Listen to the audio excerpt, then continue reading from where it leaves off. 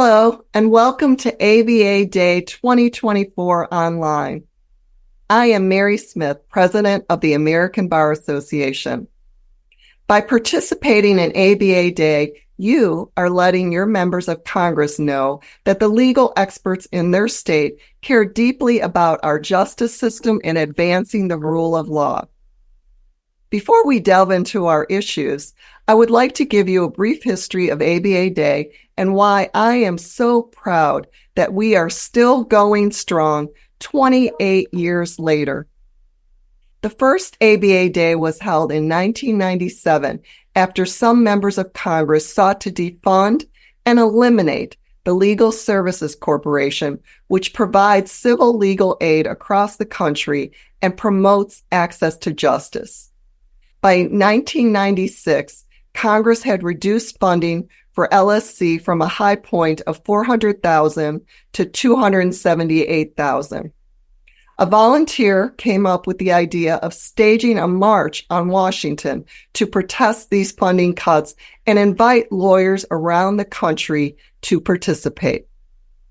That soon transformed into ABA Day, a grassroots event sponsored by the ABA, bringing together bar leaders from across the nation to jointly lobby for LSC and other legislative issues of critical importance to the legal profession and the administration of justice. I want to emphasize the adage we all come to repeat and respect. All politics is local.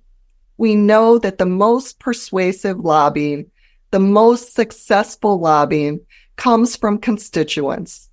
Visiting your members in D.C. is important and exciting, but so is visiting them and their staff in their district offices.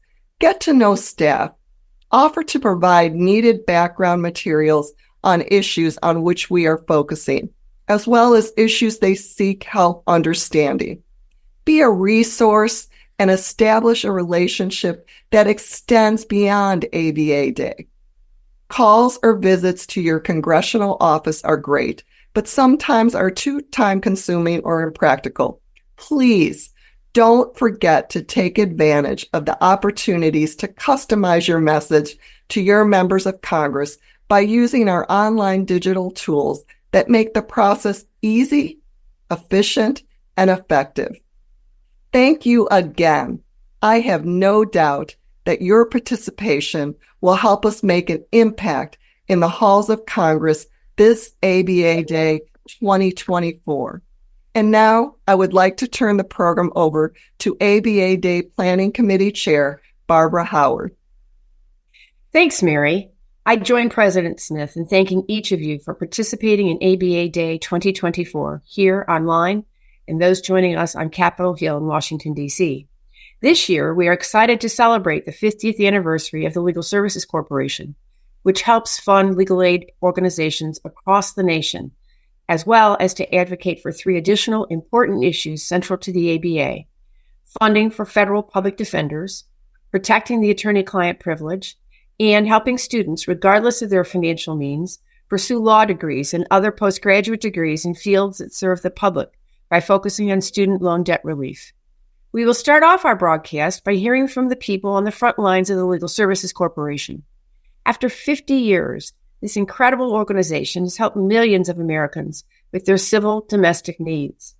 Unfortunately, they are drastically underfunded and have to turn away half of the people who reach out for their assistance. Today, we will work to change that. Our second issue of focus will be funding for the federal public defender system. Last year, a mistaken assumption by appropriators nearly resulted in a $100 million shortfall for the federal public defender system. While that issue has been rectified, the Defender Services Office will need to rebuild.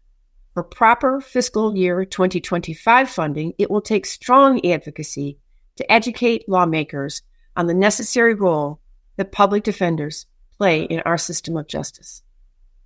Next, did you know that email messages between federal prison inmates and their attorneys or legal team are not protected by the attorney-client privilege?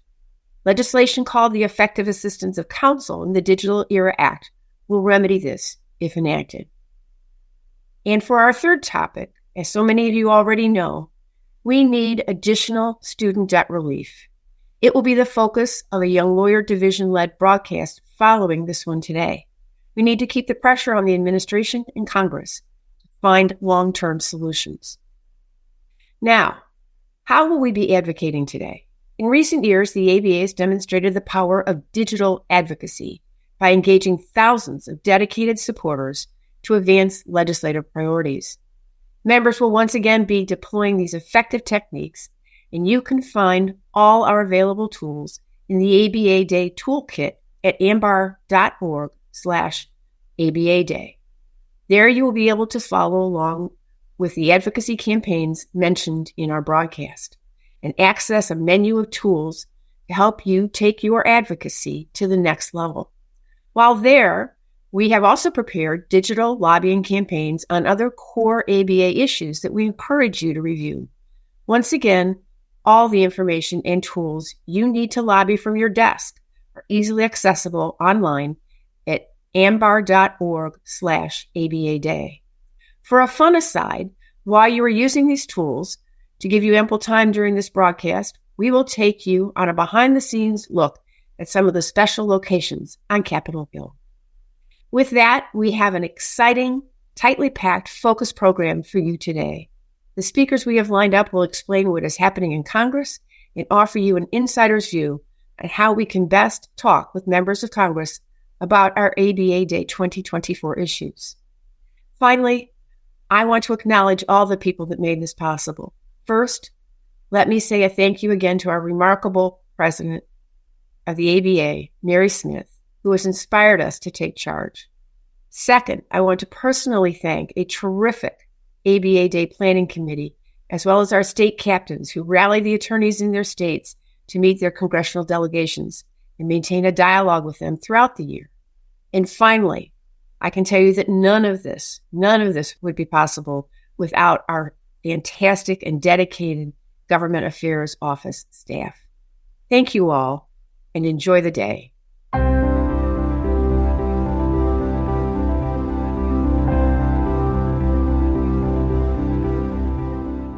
Hello, I'm Congresswoman Mary Gay Scanlon of Pennsylvania's 5th Congressional District, and I'm so glad to welcome you to the American Bar Association's annual Fly-In event. As a former Legal Services Board member and now co-chair of the Bipartisan Access to Legal Aid Caucus, I'm so grateful for the advocacy that you and your colleagues are doing on behalf of legal services. And I wanted to thank you for taking time out of your busy schedules to come to the Hill and speak to my colleagues about the importance of legal aid, not just for the individual client, but for our communities and to the actual functioning of a civil society. As members of the ABA and lawyers in your own communities, your influence in Congress cannot be overstated. Your convening here to speak with your representatives brings a gravitas to the issue that's difficult to ignore, and you have a compelling story to tell. You all know how important the work of legal services is and how grossly underfunded. You know how access to justice is not a reality in this country, with funding for LSC remaining stagnant for decades. But many of my colleagues don't know that, and you can help draw their attention to it. Legal aid benefits constituents in every member's district, so please try to draw those local connections when you meet with them and their staffs, whether it's to seniors or veterans or families who could be illegally evicted. If any offices seem receptive, please tell them about the training module that my office put together to help constituent services staff collaborate with local legal services in order to drive better outcomes for more constituents. I'm proud to be leading the letter to appropriators this year to call for increased funding for the Legal Services Corporation, and your work on the Hill will be a big help. Please let me know how I can be helpful or if I can follow up with anyone that you meet with, and I look forward to seeing you around the Hill. Thank you. Hey everyone, Brian Fitzpatrick here, representing Pennsylvania's 1st Congressional District, and I want to thank the American Bar Association for inviting me to speak about the importance of congressional funding of the Legal Services Corporation. Our investment in civil legal aid is one of the most effective ways to help all Americans, particularly our veterans and our seniors, to navigate the justice system. And too many of our veterans and seniors receive inadequate legal help or in some cases, no professional assistance at all. And LSC funding combats that gap in services. Our veterans and our seniors should not have to fight for access to the justice system. It's a right that they've earned, and it's a responsibility that all of us have to them. Every American is deserving of our great nation's promise of equal justice under the law. And in that spirit, I'm proud to join my bipartisan colleagues to support robust congressional funding for LSC, especially in my role as a co-chair of the Access to Legal Aid Caucus in the House of Representatives. So I want to thank you again for having me. I look forward to our continued partnership on the 118th Congress on this issue and many others. God bless.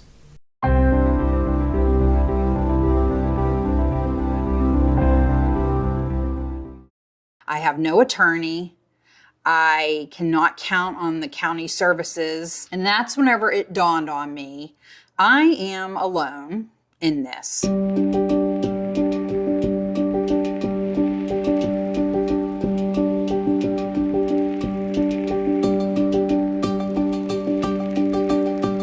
When I left, when the kids were 4, it was just the beginning of the abuse. My ex-husband had visitation rights almost every time that I would go to pick up the kids. There would be issues. There would be bruises. I was in a divorce at that point, and he was still fighting for custody. Brenda is not alone. The Justice Gap study shows that 97% of recent domestic abuse survivors experienced at least one additional civil legal problem in the past year. Over 80% said they experienced at least 5. In general, there is no right to counsel in civil legal matters, even when abuse is involved. He abused me through the court system. He would go to the courthouse and he would file a contempt charge against me. And so it was a constant battle. I went to the crisis shelter and they told me, you have to get an attorney. I told her I don't have any money left. And she said, well, there is a group called Neighborhood Legal Services. They have a sliding fee scale and it may even be free for me. Legal Services Corporation grantees like Neighborhood Legal Services of Pittsburgh provided free legal aid in over 100,000 cases involving domestic violence. Brenda's story is an example of what's possible if we can close the justice gap in the civil legal system.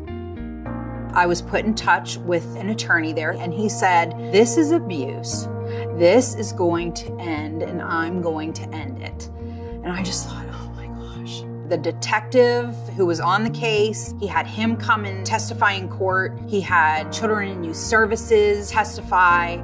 He let the court know that this is abuse, and you have been letting this abuse go on for years in this small courthouse, and it needs to stop. And it did.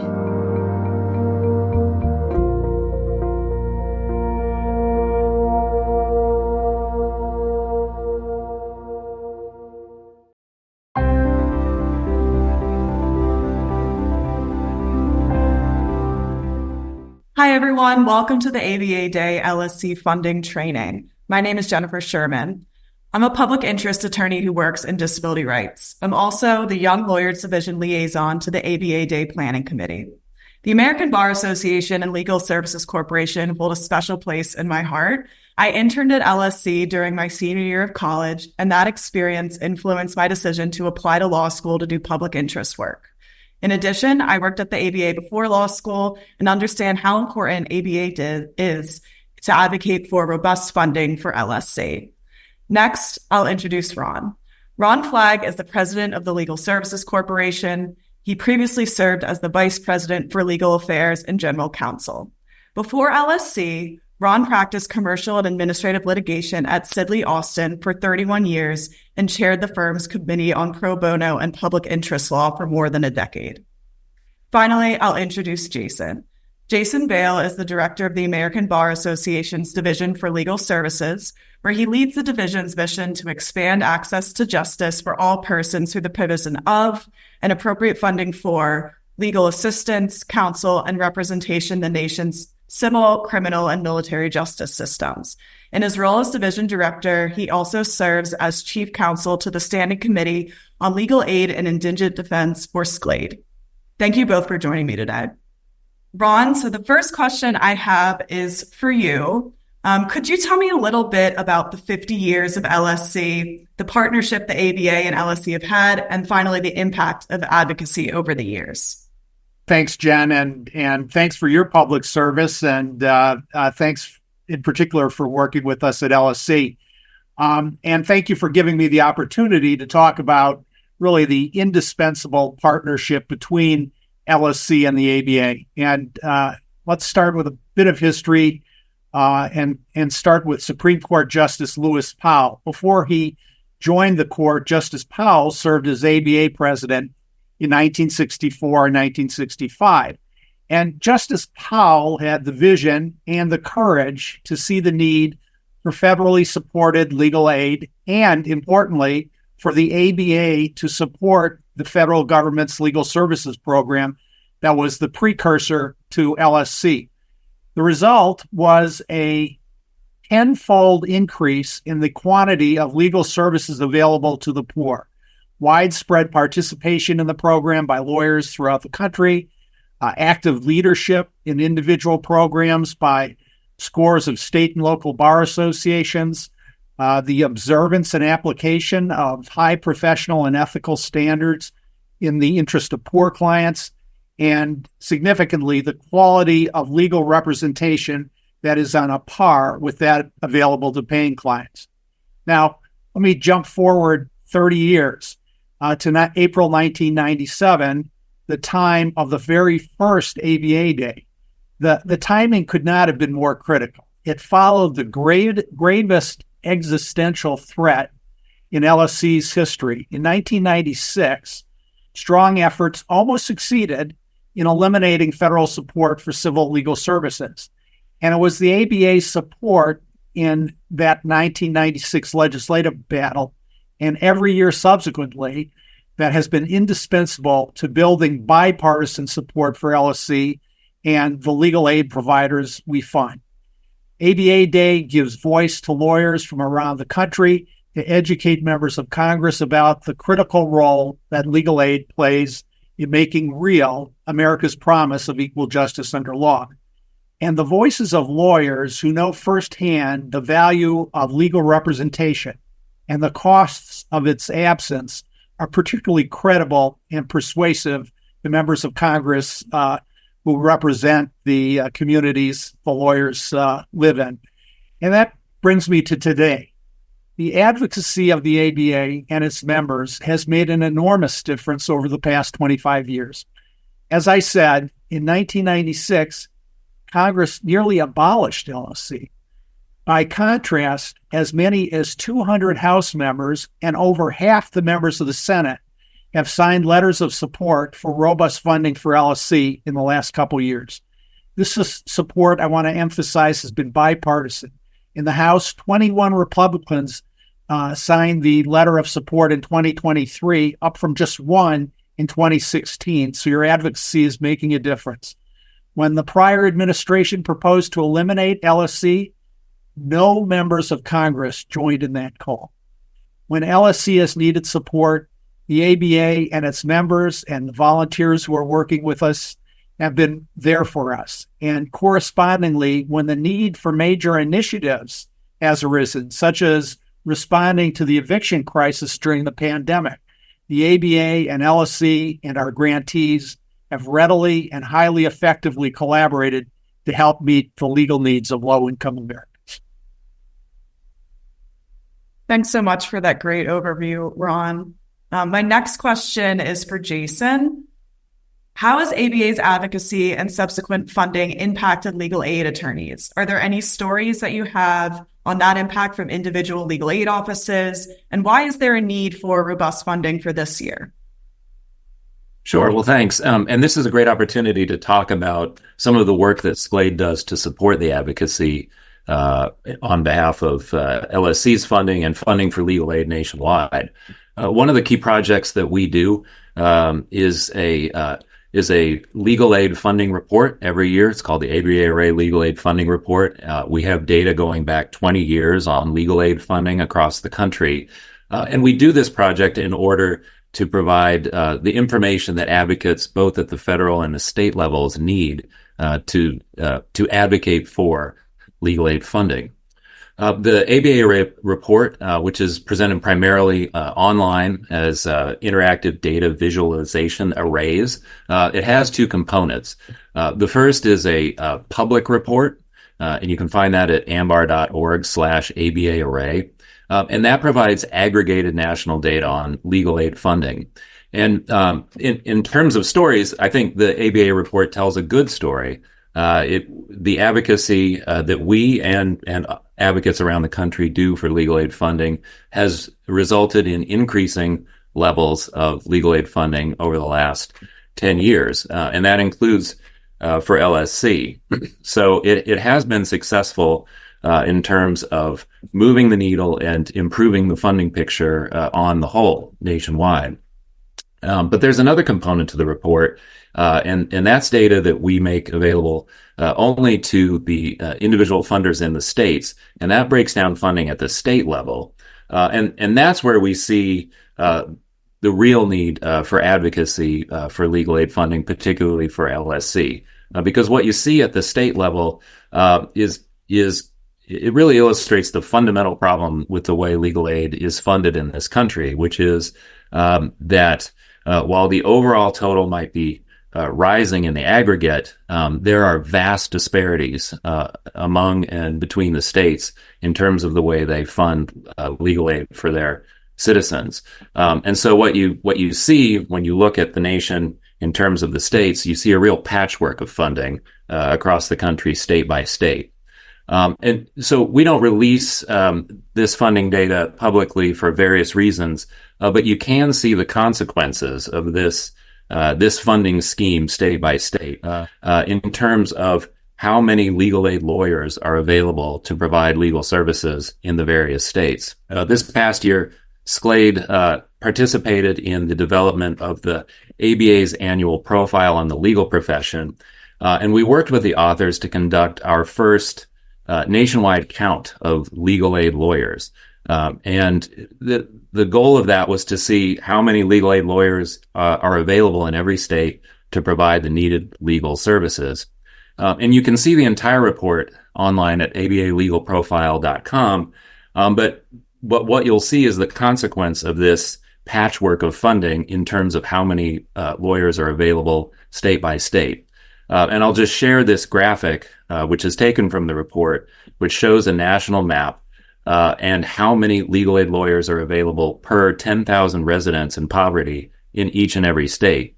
And you'll see that the national average is there are only 2.8 legal aid lawyers in every state for every 10,000 people in poverty. In other words, a potential client population of 10,000 people.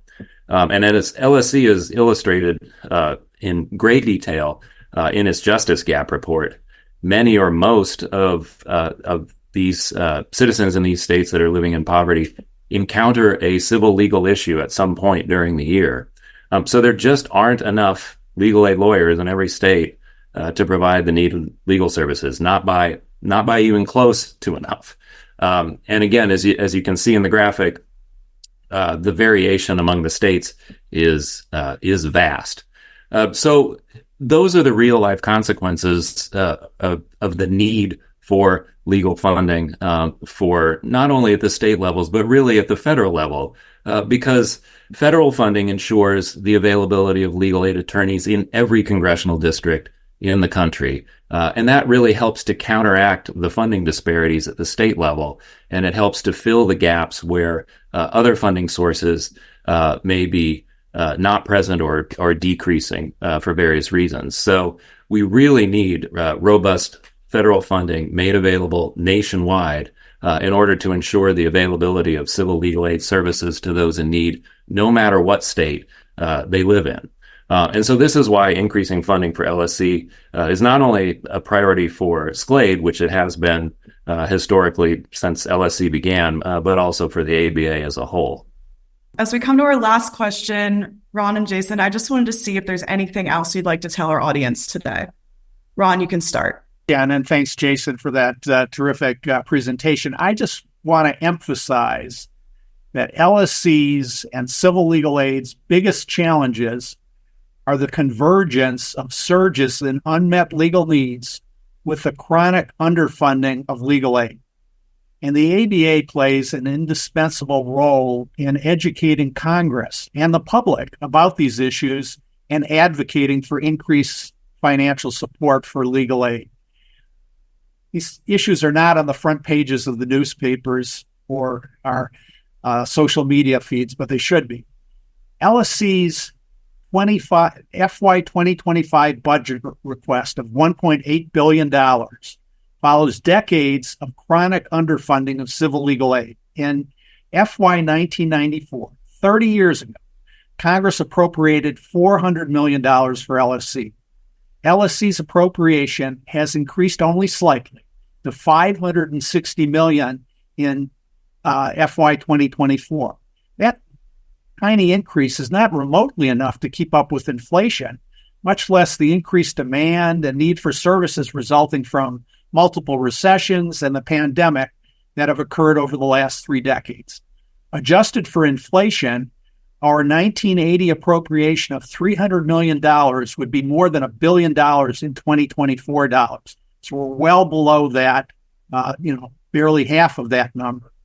The acute underfunding of legal aid has had predictable results. Jason has shared and highlighted some of that, but most significantly, it has created an enormous and growing justice gap. The justice gap is the difference between the civil legal needs of low-income Americans and the resources available to meet those needs.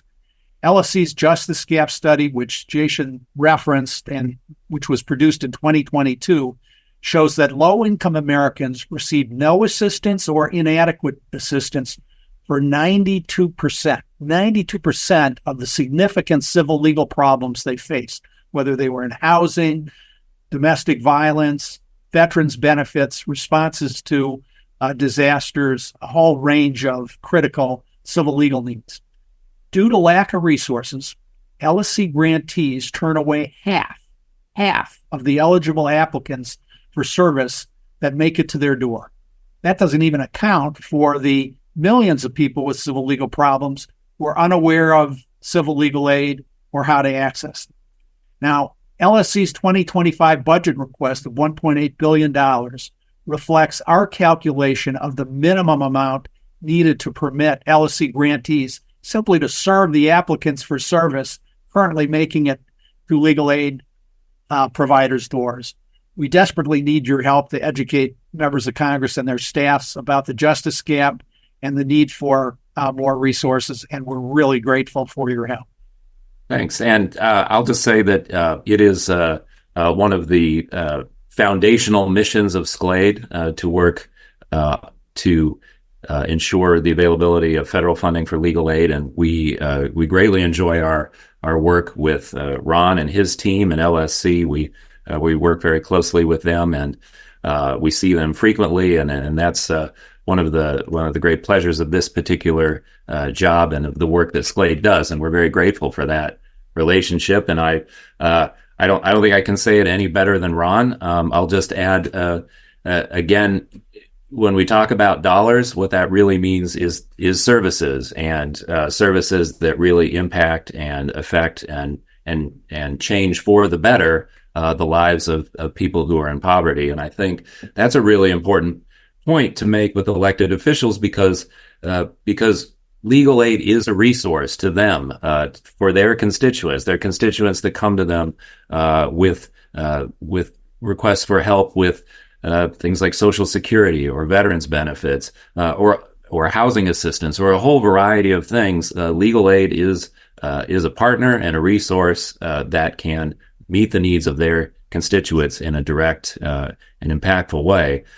So it goes beyond just dollars and cents. It goes to really helping the people that live in the districts of the elected officials that everyone will be talking to during ABA Day. So I think that's a really important point to make. Yeah, I think that, Jason, that is maybe the key takeaway from our comments. Constituent services, that's what legal aid is.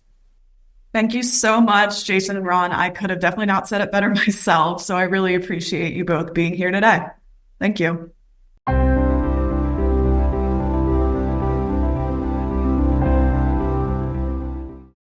Those folks who were barely hanging on by a thread before the pandemic were absolutely, scrambling during the pandemic.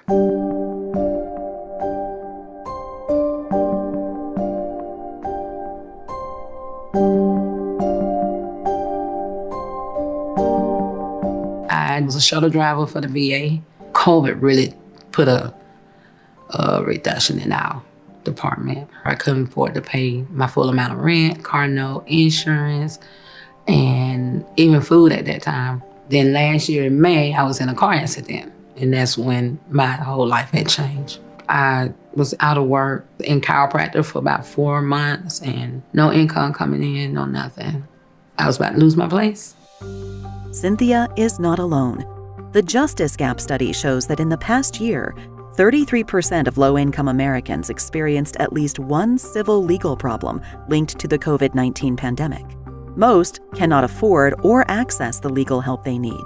In the United States, there is no right to counsel in most civil legal matters. I didn't know what direction to go in. I was going to court for a whole year. I had nowhere to go.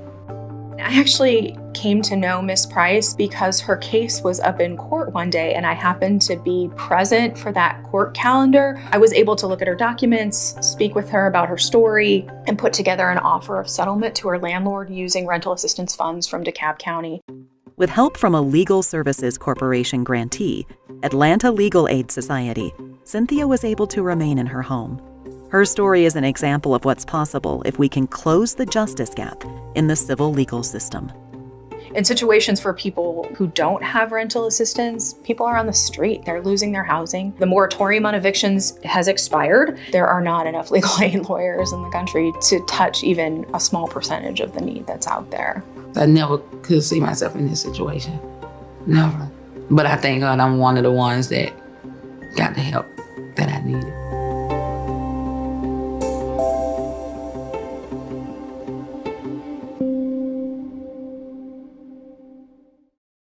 I was denied not once, not twice, but 3 times.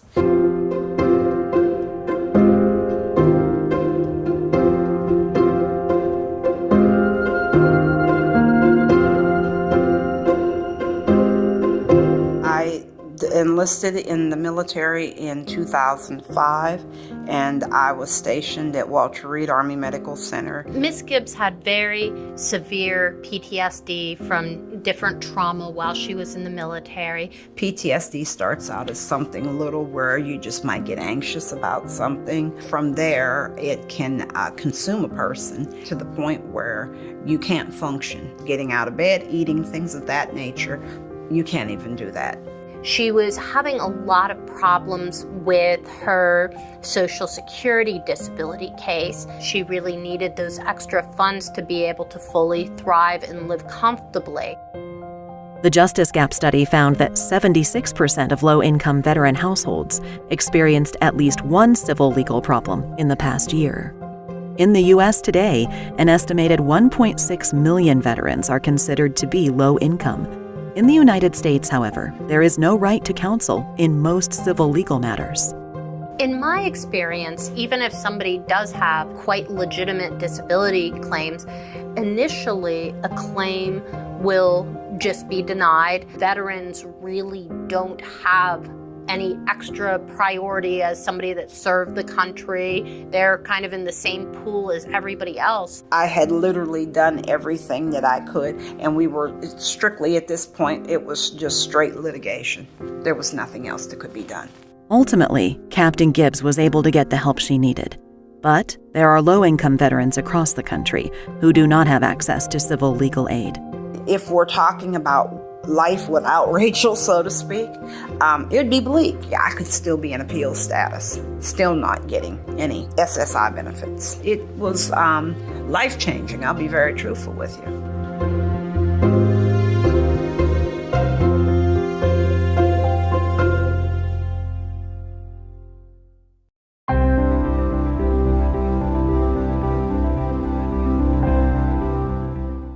Hi, my name is Michael O'Neill, the Legislative Counsel at the American Bar Association's Governmental Affairs Office, where I oversee matters related to the Legal Services Corporation.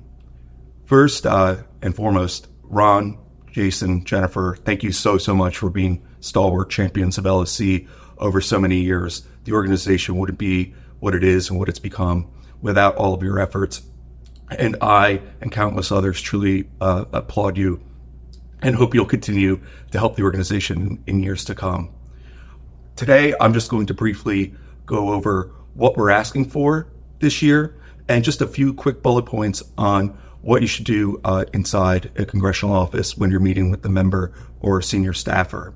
First and foremost, always emphasize and be positive that it's the 50th anniversary of the Legal Services Corporation. That's absolutely fundamental. It's a milestone year and can add to the weight of why it's important to continue funding and supporting the organization. The overall ask will be to ask for the most robust funding that possible to help the organization meet its mission of providing civil legal aid to the millions of low-income Americans who can't afford it without LSC. It plays such a critical role in every state and in every congressional district. Please remind the offices first that LSC is to turn away nearly 50% of the people who are coming them to seek aid. And they're coming with very serious problems, such as people who are in a battered spouse or the mother of an abused child, perhaps who are seeking a restraining order. They also help countless veterans with their problems and the elderly with seeking benefits such as Social Security. These are bread and butter issues. Every member has constituents who face them and they need help. These are not issues that their caseworkers in the congressional offices can work on. They're issues specifically that require an attorney, specifically one with knowledge in these areas. The other tidbit I'll just leave you with is the fact that just please always be kind. These staff have many, many meetings, and a lot of people can be very cruel to them at times, or dismissive or abrasive. Just a kind word and a calm demeanor can go a long way. But have fun, make new contacts, and I look forward to seeing you on Capitol Hill. Hello, everyone. My name is Eric Story, and I'm the Director of Grassroots and Digital Advocacy here at the American Bar Association. And I'm here to tell you exactly how you can take action right here, right now, from wherever you are. First, I would like to thank everyone who just spoke to us about the Legal Services Corporation. This is such an excellent organization that the ABA has been lucky enough to partner with and help support through ABA Day for years now. But right now, what we would like to do is ask all of our members of Congress to support the Legal Services Corporation with robust funding. So what I would like for you to do right here, right now, is go to the right of your screen and find the list of campaigns that we have, and find the letter writing campaign for the Legal Services Corporation. This should be one of the top ones. If you wouldn't mind clicking on that and sending your letter to your members of Congress now advocating for robust funding. Now, you can click on it and send it right now as is, and that is great to help you move the needle in your congressional office. But if you take a moment and personalize that message, just add a quick couple sentences about how you specifically have your perspective as a legal expert, it can mean so much more in the minds of congressional offices. So if you wouldn't mind just doing that and sending that letter. And speaking of members of Congress, I am actually coming to you from the Member of Congress reading room here at the Library of Congress.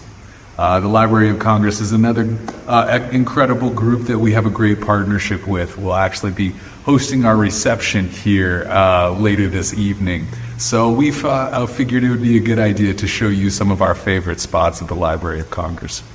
But next, we're going to pivot and start talking about the Federal Defenders Program. So thank you very much, and I'll see you soon.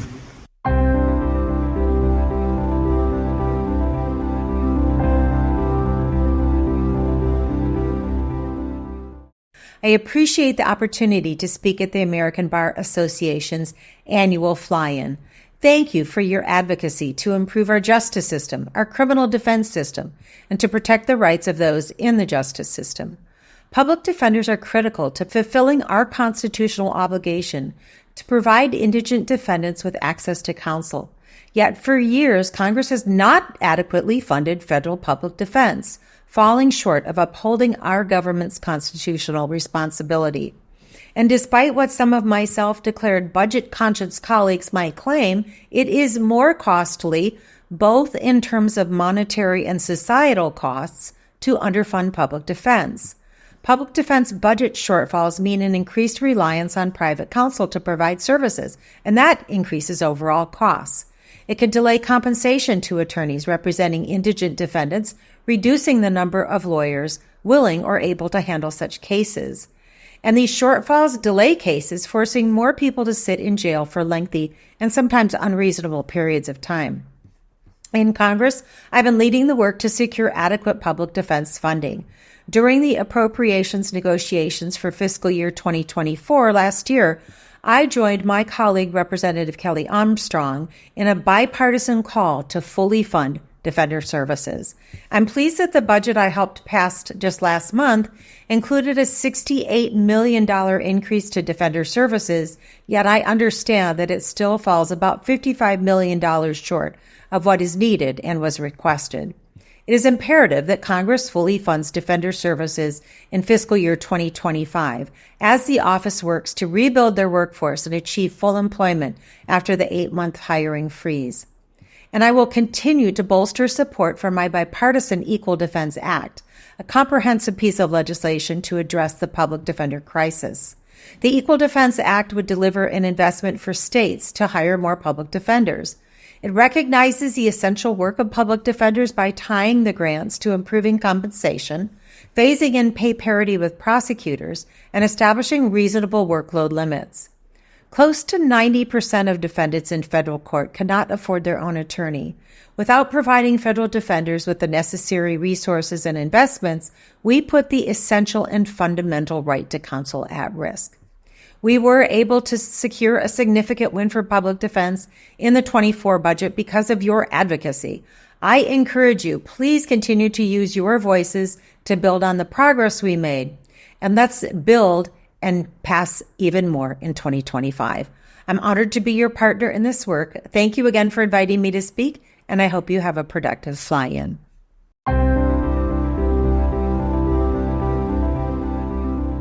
I'm Kyle O'Dowd, Deputy Director for NECDL, the National Association of Criminal Defense Lawyers.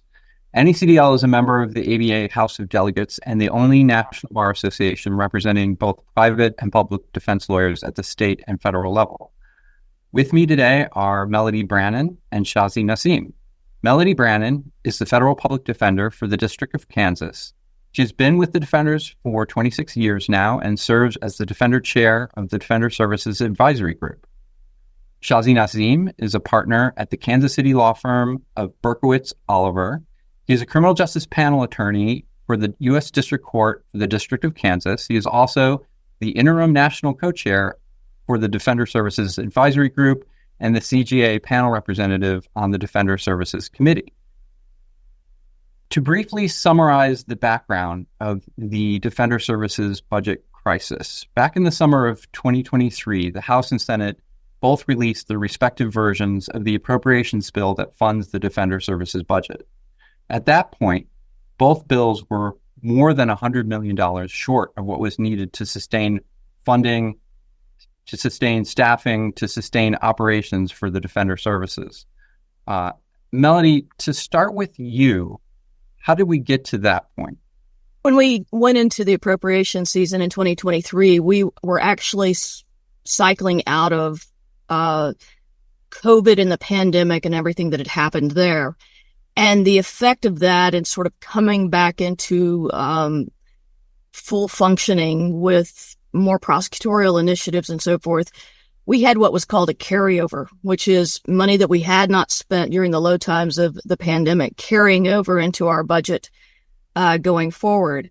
The problem was that when this was presented to Congress, it was not done in a way that Congress appreciated that we had this carryover. And so when we get our appropriations, they reduce it by that amount, which instead of leaving us flat or giving us what we'd requested, left us 70 to 100 million short of what we needed going into 2024. That put us in a crisis mode because if we were held to those standards, and we would have been looking at 9 to 12% layoffs, a reduction in onboard staff. And what was the staffing situation before all this? It was interesting because we had been about 4,200 nationally, and we had just come out of a judicially mandated staffing work staff formula measurement. And so we were anticipating going into June 2023 that we were going to get more staffing, significantly more staffing, because that's what the judiciary said we needed. So we were looking to ramp up at that point to meet the needs that we had. And so it's quite a shock to be preparing to ramp up based on what the judiciary said, and then go completely the other direction and sort of bottom out with these low congressional marks. Yeah, and I know the defenders for several years now have faced an increased volume of cases, an increased complexity of cases brought on by some unusual circumstances, but also just that's the trend. The defenders have already absorbed some of this impact. Can you describe what you all have done to make ends meet in the meantime? As soon as we learned of the low marks, we did an analysis of where that would leave us if we didn't take certain measures. And so we immediately implemented these strict austerity measures that included a hiring freeze. We stopped a lot of training, and basically we stopped all expenditures that where we possibly could. And that meant that our staffing started to go down and our resources started to go down. When we hit a certain point, that means that we send those cases out to the panel, to Shazi, and they were not necessarily anticipating this increase in the amount of work that we had to do. That left us severely understaffed, under-resourced, and so this depletion has been rather devastating to us. And it's not the first time that offenders have encountered this type of shortfall. Back in 2013, there was something called budget sequestration that I know hit the defenders pretty hard. Can you describe what it was like to recover from something like that? Yes, and we've drawn heavily on the lessons we learned in sequestration. And one of the things we learned is that when we start to lose resources and deplete like this, we can't just as soon as we get money, we're back where we were. It took us years and years to rebuild from what we suffered in sequestration. I don't think we started to really come out of that until 2016. And so we know that it costs a lot more to rebuild than it does to maintain. And it takes a lot of time to rebuild after this sort of shortfall. Yeah. So in concrete numbers, just looking ahead, if the cuts go through, what sort of impact are you looking at? It already has had a devastating impact because of the hiring freeze, because we chose, we weren't going to bring people on board knowing that we were going to have to turn around and furlough or lay off.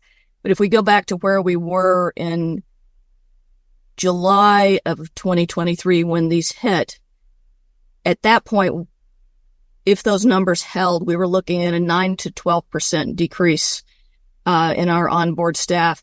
Now that we've already started to lose during the hard hiring freeze, that's already come into play. We are hopeful that going forward at this point, we could maintain our onboard staff, but that just means that we're going to have to send more and more out to the panel and burden the panel in ways that they didn't anticipate. And the panel are mostly small business owners, and the effect on them is that they're not going to get paid on time. And so all of this is going to stress the system tremendously. There's a cascading consequence when I can't represent someone and it gets handed off and interrupted. We don't have enough money to do everything we need to do with discovery. That slows things down in court. That delays court hearings. It delays trials. And so it's going to impact every aspect of the judicial system. Shazi, I think that's your cue. Could you unpack a little bit of what Melody just said about the impact on CJA panel attorneys? Well, first of all, why do we even have CJA panel attorneys in the federal system? Couldn't we just give all this money to the federal defenders and let them handle all of the cases? Well, and to follow up with what Melody said, I think it's the depletion of resources that are available to the Federal Public Defender's Office that necessitates the involvement of CJA panel attorneys on a regular basis. It's not just recently with some of the budget cuts, but the fact that there are so many cases brought in every district every year. The Federal Public Defender's Office can only handle so much, and so they have to, as an outlet valve, send these cases out to the panel so that their office can deal competently with the cases that they have, and then rely on outsourced resources to do the same, so that every client has the best representation possible, that each of the attorneys can analyze the issues in a way that is best for their client. And that raises the second point, which is that because there are so many cases that are brought, and oftentimes they are large conspiracy cases that involve a number of different defendants, the Federal Public Defender's Office can only handle one of those clients in a large conspiracy case.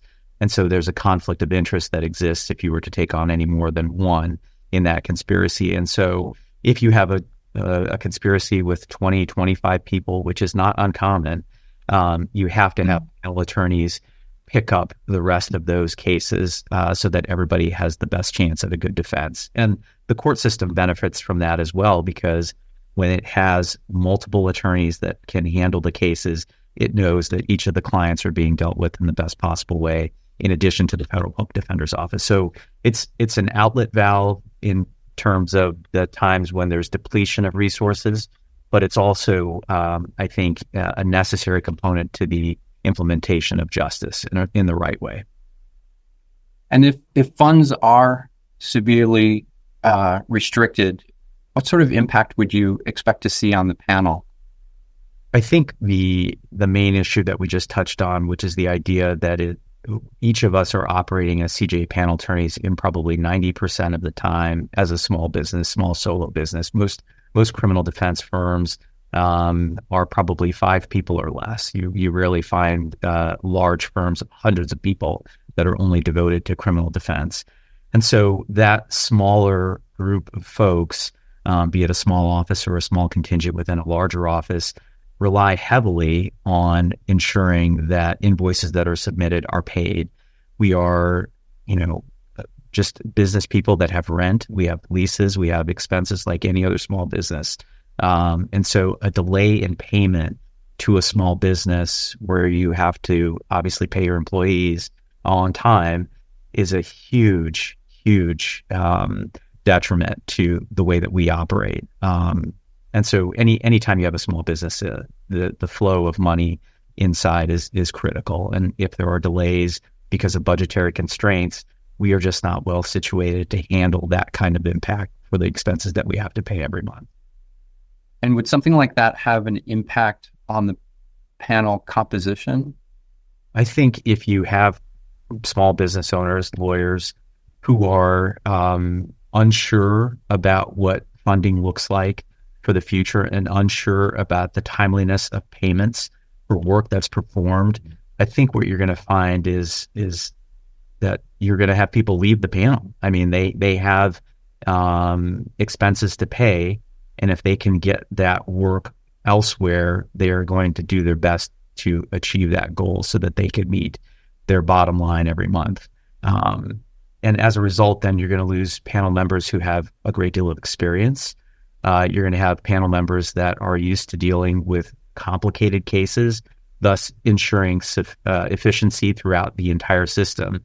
And you're going to lose perhaps diversity in your panel, which is an important component when we are talking about serving the demographics of the people that we do.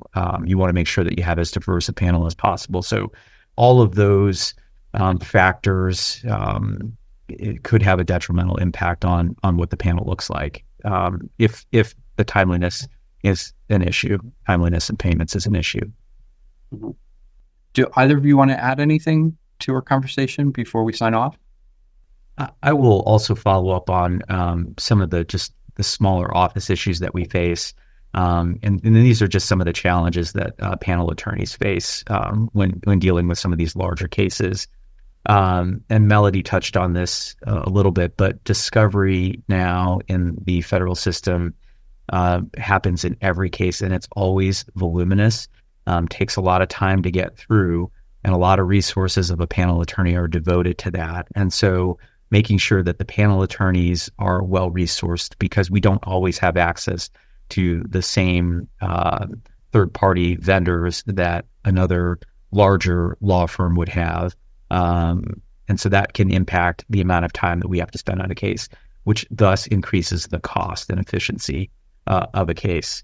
The other thing that happens for smaller panel attorneys is, in the event that you do go to trial, when you're a small office, the amount of time that you would spend on a CJA case takes you out of the office and puts you in trial, but that means you are foregoing other opportunities to earn money on other cases that may pay slightly better rates if you're not in trial. And so if you commit to the best possible defense for your client, and I know all CJA panel attorneys do, then the promise that you would expect on the back end is that you will be reimbursed for that time in a timely fashion, because you committed to trial, you were foregoing all the other income that you would have received during that same period of time. And so just anecdotally talking to panel attorneys about delays in payments makes them very nervous, because you do not want to have a situation where you cannot meet your financial obligations as a small business because there are delays in payments as a result of budget shortfalls. And that's about what I'll add there. Excellent. Thanks, Shazi. Melody, any concluding thoughts? Yes, I would just add that to the extent that anyone was thinking that we were saving money now, or that, this is a very tight budget year, we understand that. But this shortfall is going to be so much more costly in the long run that it's really not saving anything. It's stressing the system now. It will result in more litigation. It will result in more appeals. It will result in us having to rebuild in ways that Shazi was talking about on the panel, but also in our office. And so funding us adequately now is actually more economical and more efficient than us trying to rebuild later. We're constitutionally mandated. We're not expendable in that way. And so making sure that we have enough funds to adequately represent the clients in a way that everybody has confidence in the system and confidence in the outcome is just better for the system all the way around. And I can't emphasize enough that this is not just something that's hitting certain individual offices, but it will have effects across the board for hearings, for appeals, for cases and outcomes, but especially for our clients and our clients' understanding of the system and their belief that they're getting adequate representation and their confidence in the outcome. Those things matter to the credibility of the justice system, and that's why we think funding is critical. Well, thank you both for having this discussion with me, and thank you to everyone who's watching this for participating in ABA Day, for fighting for the Sixth Amendment. That's all. Thank you. Thank you, Shazi, Melody, and Kyle. Thank you for taking the time to walk us through such tremendous insights into what federal defenders do and confront both public defenders and CJA panel attorneys, and the challenges presented during this year's unusual funding process. Thank you each for your tremendous work. And thank all of you for your tremendous work, which we know you will place on hold to lend your experience and expertise at ABA Day in Washington and ABA Day Digital in support of federal public defense funding in fiscal year 2025. As you heard from the discussion, it's been a tumultuous year so far, and Congress is now considering what funding should be for next year, so your participation will be well timed. Our challenge is going to be that Congress is operating under budget caps that had set for fiscal years 24 and 25 as part of the bipartisan compromise last fall that helped the nation avoid defaulting on its debt. This means that we're concerned that lawmakers will be tempted to essentially just carry forward the funding it approved in 24 into 25. And if so, that's a problem for a number of reasons, including these. First, the funding approved for 24 was improved over the original numbers, but it still fell short of actual need. And cuts like that don't actually save money that lawmakers think. Those services must still be provided and paid for. The Constitution says so. And second, while the severe cuts proposed last summer were not adopted, no one knew what the final numbers were going to be until just a few weeks ago. So with only initial numbers to go by, the Defender Services Office had to assume the worst and imposed emergency budget measures back in June. Rebuilding after 8 months of a hiring freeze and loss of programs can be very expensive, yet those are costs that must be absorbed into this year's funding, which is already short of need. So it is all the more critical that Congress fully fund public defense for fiscal year 2025. Thank you again for your participation and helping us make that ask. To support you in that, we've prepared one-pagers and toolkits of additional information that may help you in communicating with your members and their staff. And you can know that those documents pull from the latest, most relevant information available. For those participating digitally, we've made it simple. Clicking on the button to take action on the issue will present you with the option to connect with your members by phone or email. The system will identify your members automatically and get you ready.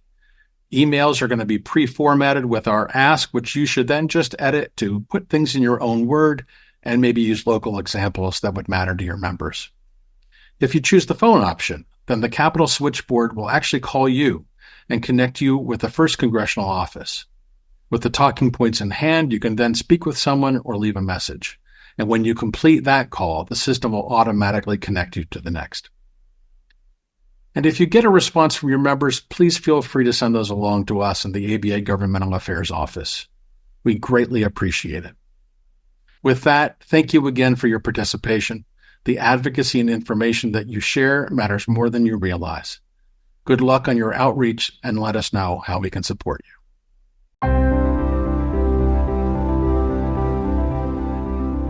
Of all of the very important work that the American Bar Association does, none is more important than standing up for the principle of the rule of law.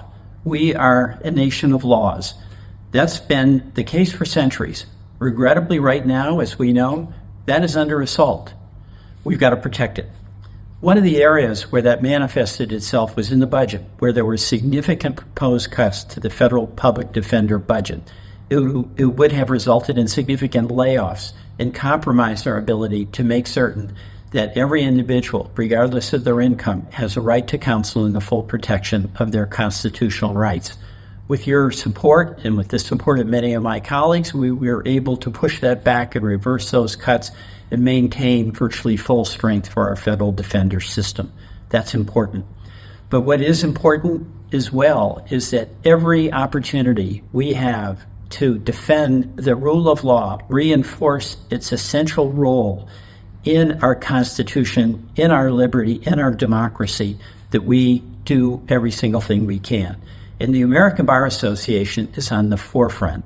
This is what we live and what we breathe. And I want to say thank you for all of your efforts, and let's continue together to make certain that we stand up for the Constitution. Hello again, everyone. And thank you for everybody that just spoke to us about the Federal Defenders Program. That really is an incredible program that unfortunately just has this little dip in funding that we can address. And it is great news to hear that we got the fiscal year 2024 straightened out. There's still a lot of work to be done for fiscal year 2025. So what we'd like for you to do now is, if you don't mind, we have another call to action here. So if you would go to the right side of your screen and find the letter to your members of Congress on the Federal Defenders Program. And if you'll remember, each of these campaigns helps you score points so that you can get closer to getting those ABA-branded Apple AirPods. But this really is a letter that asks your members of Congress to fully fund the Federal Defenders Program in a way that allows access to justice for all. And of course, next, speaking of access to justice for all, we're going to hear about the Effective Assistance Council in the Digital Era Act. This is hopefully going to close a loophole that allows federal prisons to infringe on the attorney-client privilege for emails going in to federal prisons. But until then, I will leave you with one of the most incredible rooms here in Washington, D.C., the Library of Congress Great Hall. Thank you.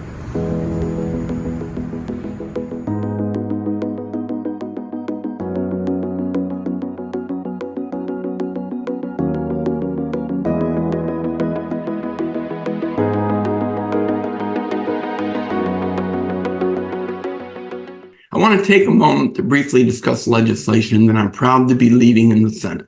That's the Effective Assistance of Counsel in the Digital Era Act. The bill would finally bring prison regulations into the 21st century. That's because it would help protect incarcerated people and their lawyers by recognizing that the attorney-client privilege applies not only to communications conducted through in-person meetings, phone calls, and physical mail, but also through email. Recognizing that attorney-client privilege extends to mail is the definition of common sense. My bill was passed in the House last Congress with broad bipartisan support, and now I'm pushing to get it pushed to the floor of the Senate for a vote and signed into law. All of you here today are the foundation of our country's judicial system. And I so appreciate the fact that you understand you've got a responsibility to defend those you represent. I hope you'll join me in urging lawmakers to pass this vital bill. Thank you, Senator Wyden. We really appreciate your leadership in advancing the attorney-client privilege bill to better protect prisoners in federal prisons. Hi, everyone. I'm Holly Cook, and I'm the Director of the Governmental Affairs Office at the American Bar Association. Thank you for joining us for ABA Day 2024. And in addition to advocating on the protecting of the attorney-client privilege, we're also advocating on some alternate issues that you can find on our website at ambar.org/ABA Day. For example, you'll find a toolkit on student debt relief there. And following this broadcast, leaders from our Young Lawyer Division will be online helping to have a discussion to help inform your dialogue for that. While you're on our website, please remember to log in any actions you're taking during this ABA Day, whether it's emails, telephone calls, or in-person meetings. You get points for that. And in the end, we're going to identify the advocate who did the most or accomplished the most and provide them a set of ABA-branded earbuds that was provided to us by ABA Marketing, and we appreciated their support on that. So for the rest of this conversation, I'm joined by Allison Rosenstock, who's our Grassroots Engagement Manager, and we're going to talk a little bit more about engaging with the Governmental Affairs Office to advance policy issues for the association. Hi, Allison. Hi, Holly. Happy to be here. I'm glad to have you. Thank you. Allison, our GAO team on a regular basis engages with entities, with members, on various issues that are of interest to them and to us. You also are part of creating a set of robust tools that they can use to help with their advocacy. Can you tell us about those? Absolutely. I'm so glad that so many of our advocates are here with us now and participating in ABA Day, whether in person or online. So some great ways they can get involved are using our toolkits that we create. And the whole idea is to connect ABA members and legal professionals with their elected officials directly. We're just facilitating that. So they can do that by using emails, phone calls, and social media posts directly through our congressional messaging portal. We also have the opportunity to meet with us in person. And so Eric Story and myself have a booth at the mid-year and annual meetings where members can come up, advocate right then and there, and learn how to use our tools. I think that's great, and I've seen you two at these events. It's really easy, it's very helpful. If you see Allison and Eric, please stop by and join them. And we have other events that we do throughout the year. The next one coming up is on May 2nd. Our Commission on Immigration is going to be coming to Washington, D.C., or members of it, to advocate with their members of Congress. Is there some way that people who can come to Washington or are part of that group, is there some way that they can provide support to them? Absolutely. And when we have these special events and all year round, we want our advocates to feel involved and like they're supporting the effort that all of GAO is doing on the Hill. So for the Commission on Immigration event, our folks will be able to go online, access the toolkit, and send those emails, phone calls, and social media posts directly to support those who are on the ground. And so, Holly, don't we also have an AI event coming up as well? We do, Allison. On May 23rd, on Capitol Hill, the Government Affairs Office will host a panel discussion with the Task Force on Artificial Intelligence and the Task Force on Cybersecurity to discuss artificial intelligence, emerging technologies, and the law. We're really excited about that event, and if anyone online would like to know more information, they can go to our website at ambar.org/ABA Day to find more details about that event. Well, I think we're about ready to wrap up and turn things back over to ABA Day Planning Committee Chair Barbara Howard for her closing remarks. But before we do that, did you have anything else you'd like to add? I do. Thanks, Allison. For all of you, thank you for joining us. ABA Day is a constituent advocacy type event. Congress wants to hear from you, their members, and we couldn't do this without you. to our ABA Day Planning Committee, and to our state captains. Thank you for all your support and your help as we planned this event. It was incredible. And to my talented government affairs team, you guys did an amazing job over these last 6 months planning and executing this event. We all really appreciate that time and effort. Finally, I'd like to thank our sponsors. First, Barbara Howard, who has been the chair of the ABA Day Planning Committee for the last 2 years and an incredible leader to work with. Thank you very much, Barbara. She's also sponsoring this event for ABA Day 2024. Our second sponsor is Quorum, who is our premier sponsor. Quorum is the host of all of our congressional messaging portal and how we get our messages across those firewalls. If you want to know more information, please visit our website. But to all of you, thank you again. And over to you, Chair Howard. Thank you all for attending ABA Day 2024. We hope you've enjoyed the programming and advocated on the issues in Congress important to the legal profession. I'd like to extend our thanks to our many wonderful speakers taking the time to share their expertise with us today. Our advocacy doesn't end here. Expanding your relationships with your members of Congress is easy when you join the Grassroots Action Team. Once you do that, you will be the first to know when new campaigns become available. We will also be advocating back in our home districts during this year's August recess. You can find more information about both of these opportunities on the website. And please join us again next year in Washington, D.C. for ABA Day 2025, again on April 9th and 10th. Now, please join me in welcoming ABA President Mary Smith for her closing remarks. Thank you so much, Barb, for your incredible leadership over the past 2 ABA days. And thank all of you for joining us for ABA Day Digital. Without the help of our ABA advocates, we could not make meaningful change on issues of vital importance to the legal profession. With ABA Day 2024 coming to a close, the advocacy work does not stop here.